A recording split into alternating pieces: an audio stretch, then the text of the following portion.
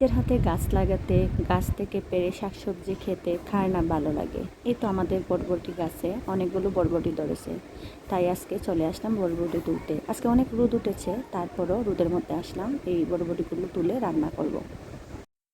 নিজের হাতের লাগানো গাছের শাকসবজি অল্পই হোক, তারপর অনেক ভালো লাগে। এই তো বেগুন গাছে কয়টা বেগুন ধরছিল, ওইগুলোও পেড়ে নিচ্ছিলাম। ততটা ছিল না, কেননা কিছুদিন আগে বেগুন পেড়ে নিয়ে গেছি, তাই কয়েকটাই ছিল। এই তো আমার বরবটি পাড়া শেষ হয়ে গেছে। এখানে আসলাম এক কোণে, একটা মরিচ গাছ লাগানো আছে, কয়েকটা মরিচ নেওয়ার জন্য। এই তো এখানে অনেকগুলো ডাঁটা শাক লাগানো ছিল, এগুলো খেয়ে শেষ হয়ে গেছে।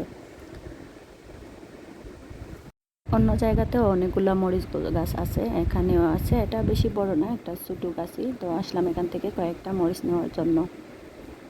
আজকে শাক ভাজি করব, আর আমার শাক ভাজি দিয়ে এই কালো মরিচগুলো খেতে খুব বেশি ভালো লাগে।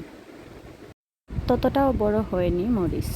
এই তো এখানে আমার পাড়া বরবটি আর কিছুটা বেগুন, এগুলো আজকে রান্না করব। খুব বেশি ভালো লাগছিল দেখে, খুব বেশি ভালো লাগছিল, মনটা ভরে গেছে। একদম টাটকা টাটকা নিজের গাছ হাতের লাগানো বরবটি। এগুলোকে এখন কেটে ধুয়ে নেব। এই তো আমার বরবটি কাটা শেষ হয়ে গেছে। বরবটির পরিমাণটা ততটা বেশি ছিল না, এই জন্য 2টা আলুও দিয়েছি। আজকে বেগুন দিয়ে আমাদের আঞ্চলিক একটা খাবার শুটকি দিয়ে রান্না করব। এই দেশি বেগুন দিয়ে শুটকি, মানে চেপা শুটকি যেটাকে বলে, ওটা দিয়ে খেতে অনেক বেশি ভালো লাগে। আমার দুপুরের আয়োজন।